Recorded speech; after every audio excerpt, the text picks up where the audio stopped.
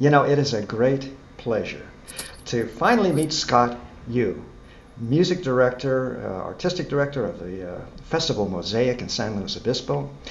He's also just been appointed music director of the Mexico City Philharmonic.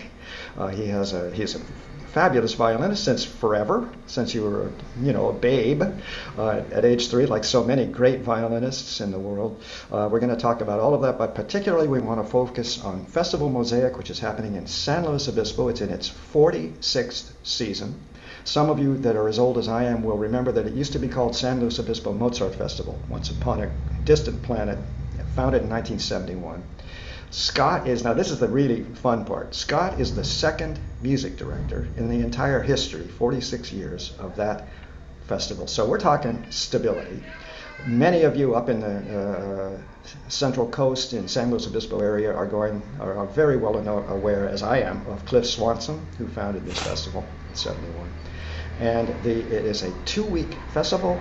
We're talking Wednesday, July 13th through Wednesday, July 20th. Scott brings in members of orchestras from all over the United States and the world. It's fascinating. There are some very big and very important concerts coming up that I'm going to ask Scott to discuss.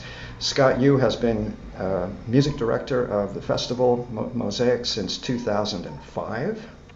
And we assume there will be many more happy years unless some big other orchestra takes him away. And I'm going to want to ask you about that transition. You studied with Michael Tilson Thomas, the transition, when you went from fiddle to conducting and how that all works and how on earth you have time. But let's just get started with just the basics. Scott, give me an overview of this enormous festival. It has a fringe element. It has special dinners. Prices, by the way, range from $30 to about $80, and then some, a little bit more for special dinners and such. Scott, if you can, in less than 4 hours, give me a little overview. When I walk around San Luis Obispo after the festival, and I speak to people who've, you'll every 5 feet you'll see somebody who's been to a festival event, and you ask them, so Mr. Johnson, what did you see? They invariably reply, I saw one mission, and I saw one pack, and one dinner, and they go by venue. People think of our concerts by venue, not by repertoire. So we try to put concerts in as many different venues as we possibly can in the county, and it's a lot of fun. You have to program according to the venue. We're doing a short lunch notable encounter, which I'll explain what that is in a second. We're doing one in the north part of the county, and I was told that it was such a narrow venue, the maximum we could fit was one violin standing up. And I said, could we do 2 violins? And they said, maybe. Yeah, okay, 2 violins, that's it. So we're doing the Prokofiev 2 violin sonata in that venue. And presenting a festival like this is a very challenging thing, because you have 13 days and everything has to go right. And when something goes wrong, you have a 350 days to stew over what went wrong.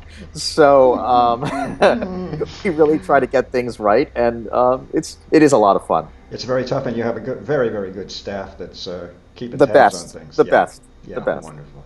Let's start at the beginning. We're going to deal with, I want to talk about that Mahler concert coming up at the Performing Arts Center in San Luis Obispo. By the way, one of the most beautiful halls, and a beautiful bright acoustic in that hall in San Luis Obispo. What a lucky city to have that beautiful venue. And then, of course, the other gorgeous settings, the various missions and so on. But let's just go back in time a little bit and start with the beginning. Who is this guy, Scott Yoo? How did it all start? You're a violinist. When did that happen? Was it family? Was it a particular teacher? What got that started? My late father, was a great admirer of Jascha Heifetz and Milstein and Oistrakh and Henrik Schering and Arthur Grumio and all those the really great violinists. And my mother, when she was in high school, she saw Masako Ushioda play. Masako Ushioda was a wonderful violinist and a teacher at the New England Conservatory. Her husband, Lawrence Lesser, was the president of New England Conservatory. And there she was as a child listening to Masako Ushioda play, and she said to herself, if I ever have a child, I'd like for that child maybe to play the violin. And it just goes to show you that those school concerts really do make a difference. They're very important. And so I studied music as a child. I wasn't very good for a while, and then I got a little bit more serious. And it was midway in high school, I won a couple of violin contests, and I started playing quite a lot. And when I was 18 years old, I had the chance to play a concerto with the Orchestra of St. Luke's, which is a wonderful orchestra in New York City. They're just absolutely professional and just great players. And Pinchas Zuckerman was going to be the conductor. And Pinchas Zuckerman was kind of an idol of mine. He still is. And I was so excited that he was going to conduct. And we got there, I got my violin out of the case, and I stood up next to the orchestra, and he said, Scott, you conduct them yourself. And I was crestfallen. Because I thought I'd get to put Pinchas Zuckerman on my resume, and I was so excited about it.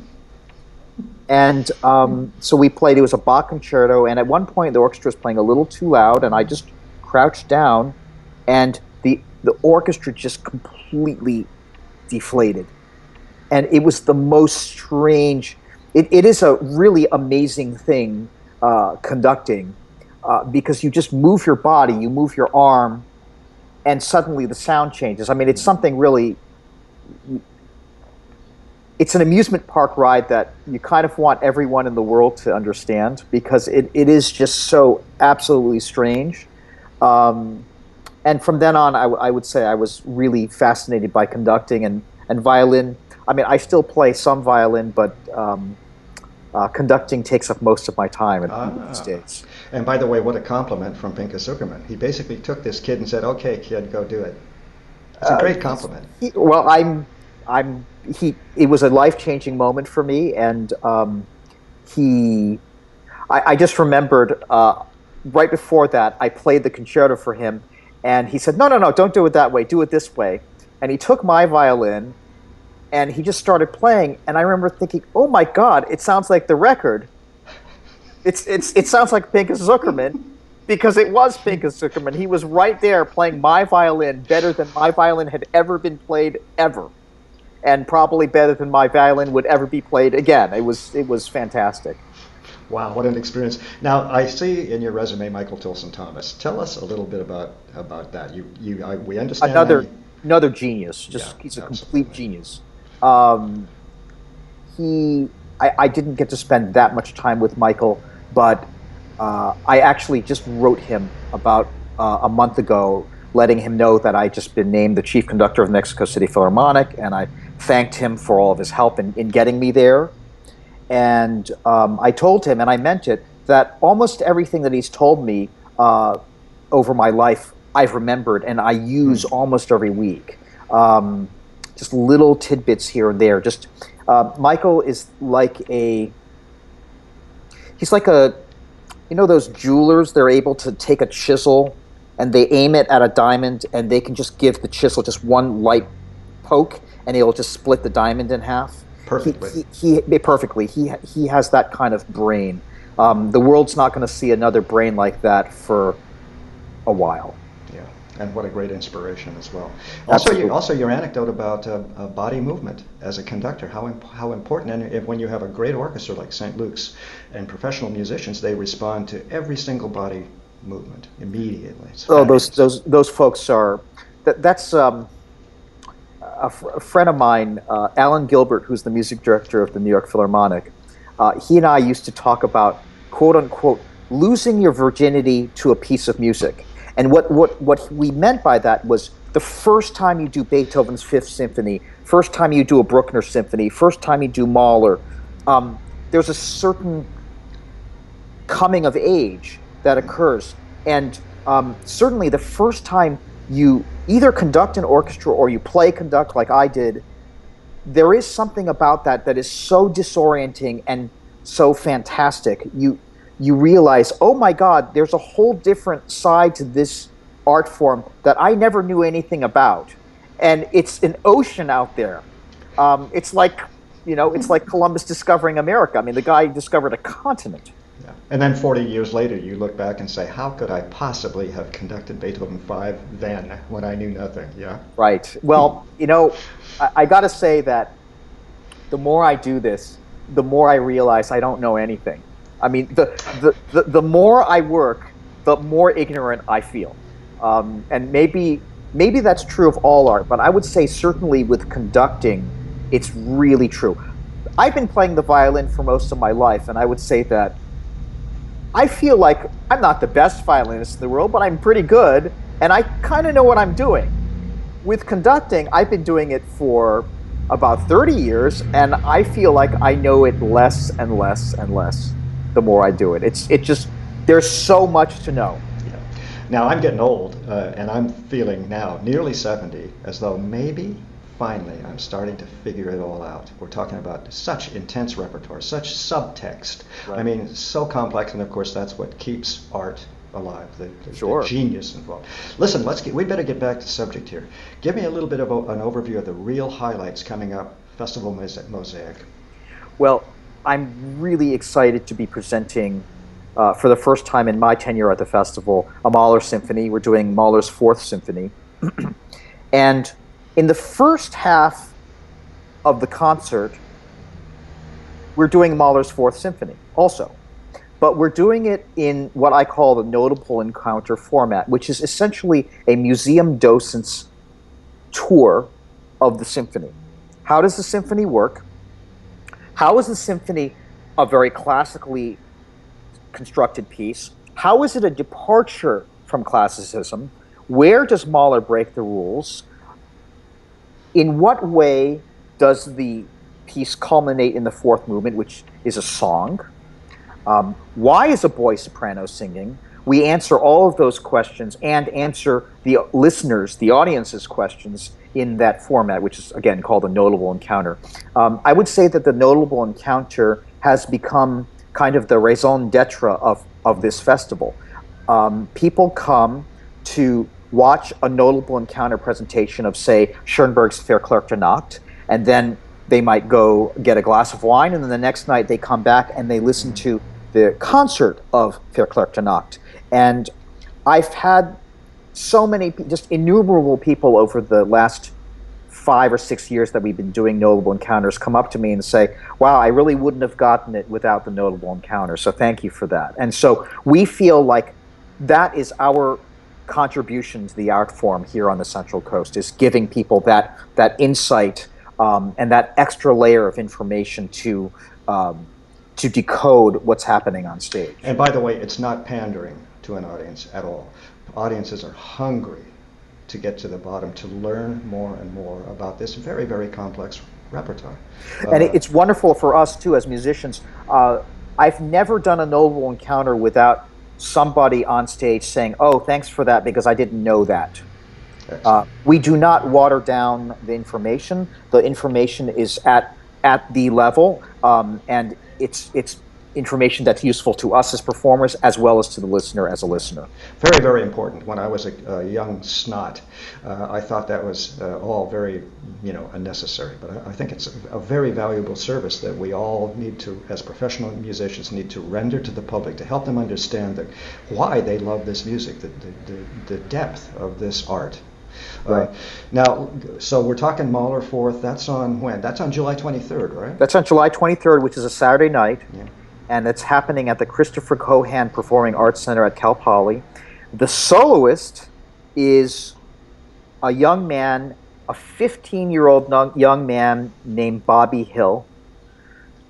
We found him because we saw him on CNN singing for the Pope with the most ridiculously perfect intonation, just absolutely pure and beautiful. And we meaning Bettina Swigger and I, and Bettina's the executive director of the festival, we knew that we had to have him sing Mahler's Fourth Symphony. And given human biology, I'm I'm probably thinking this may be the first and last Mahler fourth that he ever sings, because at some point, being 15 years old, his voice is going to change. Yeah, that's So we feel fascinating. very, very privileged that he's going to be singing with us. Fascinating. We have Mahler 4 on Saturday, July 23rd. Take us back a little bit. How does the festival open up? Give me a little bit of the fringe. You've got a whole fringe festival going on. I mean, it's amazing. We have 3 fringe acts we're very excited about. We have a trio called Intersection. They play everything from jazz to pop music to movie music to classical music. We have a comedy duo called Duo Baldo, which is a violin and piano duet. They have a sort of a Victor Borge act, and they came to my attention because they opened, I believe it was the 2012 Salzburg Festival. They were the first act on Salzburg that year, and they were a smash hit. We have, I believe, 4 chamber music concerts, and all of the pieces of chamber music, the composers have some relationship to Mahler. The entire festival has been curated around Mahler. So we're doing the Berg Chamber Concerto. We're doing the Schubert Trout Quintet. We're doing the Wolf Italian Serenade. Wolf studied with Mahler. We're doing Benjamin Britten's Fantasy Quartet, which is a beautiful piece for string trio and oboe. I've done it before. It's one of my favorite pieces with winds. We are doing oh my God, so many things. Beethoven's Opus 132 string quartet, Shostakovich's 7th string quartet, modeled after Mahler's 10th symphony. We're doing Brahms's C minor piano quartet, great piece of music, maybe my favorite piece of Brahms chamber music. We're doing a Baroque concert at Shandon, which is sort of the north part of the county, but unfortunately that concert is sold out. We're doing a bunch of Baroque pieces on that concert. We're doing a sort of mostly Mozart. You mentioned earlier, Dan, that this festival was called the Mozart Festival at one point. And in deference to that, and in deference to Cliff Swanson, our founder, we always do a concert of all Mozart or almost all Mozart. And on this concert, we're going to be doing Mozart's C minor Wind Serenade, which we string players know because we play it as a viola quintet as well. We're doing Mozart's 24th Piano Concerto, and we're doing Schubert's Death in the Maiden, arranged by Mahler. So we have a lot of music going on. I think we have mostly 2 events a day, sometimes 3, and it's 11 days of very intense activity for all of us. Also, you mentioned that you used the word curatorial. I love programs that make sense. So the idea of 2 weeks of music built in some way around Mahler, around this, really it has to be the culminating work of the festival with Mahler 4 at the Performing Arts Center there. It's so intelligent, it's so helpful for people, for your audience, for me, for professionals as myself. I mean, it's so important to make sense out of programming. It's so crucial. So I salute you. We have an advantage because when you are a orchestra, whether it's the LA Philharmonic or the San Francisco Symphony or my orchestra, the Mexico City Philharmonic, we in Mexico City, I have to present 38 weeks of classical subscription programming to our audience, and you can't possibly theme 38 weeks worth of programming together. You can't do it. But when you're talking about 11-day festival, it's absolutely possible. You can sort of zero in on a smaller target and say, we're going to focus on this year.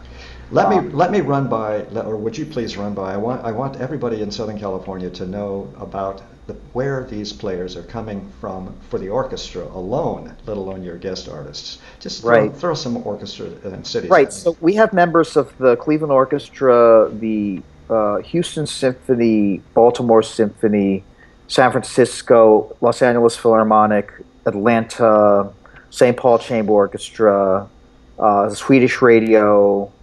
I don't remember all of them off the top of my head, but we have members of many of the top orchestras come to the Central Coast. People keep coming back because they enjoy each other's company. I would say that's one. it's very pretty, obviously, in California, and it's nice to be here. And I think that we have such a emphasis on chamber music for certain players who want to be doing more chamber music. They really like coming to San Luis Obispo. When I first started running the festival, I was warned by everyone, ooh, you better be careful about the chamber music. Don't do too much of that because people around here are not going to like that very much. And I said, okay, let's just try it for a year, and if it doesn't work out, I'll stop it. But it turned out that our chamber music offerings ended up being the most popular things that we put on. So we've been, ever since that first year, we've been doing more and more chamber music, and we all love it. Bravo. Bravo for that. Let's. I think we're going to have to wind this down now. Let me just run through some of the details. Festival Mozaic. Let me give the website: www.festivalmosaic.com. Go there and have a look at the schedule. It's incredible. Phone number for tickets: area code 805 for San Luis Obispo, 781 3009 7813009 in the 805 area code. Everybody knows about San Luis Obispo. Gorgeous. The weekend, go up for a weekend, go up for a day. It's summertime. The hotels, the cuisine, the restaurants, it's fabulous. There's probably one of the best. The restaurants are fantastic. Yeah. And one of the best performing arts centers in the world, perhaps even. Wonderful, charming hall, about 1,200, I think it seats. Mm-hmm. Very bright and exciting acoustic on the campus of Cal Poly in San Luis Obispo. As you can see and have heard, a wide variety of programming. Mahler 4 on the 23rd of July. That's got to be a showstopper. Tickets, $30 to $80. It varies. Again, just go to the website, festivalmosaic.com. Phone number, let's do it again, 805-781-3009. This is a festival. Let me just get the beginning date so people don't forget. July 13th, that's a Wednesday, to a Wednesday, July 20th. To the 24th. Oh, 24th, sorry. That's right. Right. Sorry, thank you. Let's do that again. July 13th through July 24th. Yeah, right. Of course. Sorry about that. It's a typo, no doubt. I'm going to have to fire the secretary. Anyway, Scott Yoo, it's been a great pleasure talking with you. I can see just from meeting you for the first time, the energy is high. The mission is a great mission. It's a fabulous festival. I hope everyone will take serious consideration. Have a look at this Festival Mosaic. Go on up for a weekend. Have a great time. Scott, many, many thanks. Thank you so much, Dan. See you. Bye-bye. Bye.